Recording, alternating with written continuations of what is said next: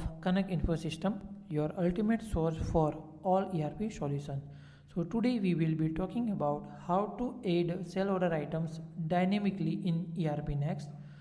So for that, here in the backend, we added the add extra charge button, field type is the button, and here in JS file, we added that button and we are open the dialog box, and in dialog box we added the item as a link field and amount as a float field, and on the confirm button we are calling this method in backend.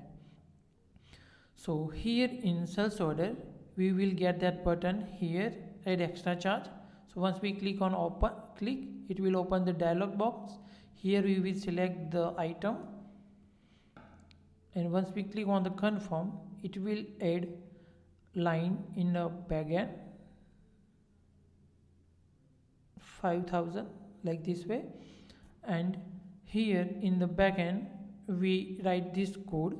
So we pass the name of sales order, item and amount, and based on that we create the dictionary, and to create a new line we use the append method. So here we use the name of the field and here we pass the dictionary.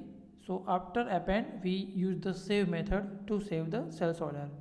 So using this code we can create any lines in sales order items.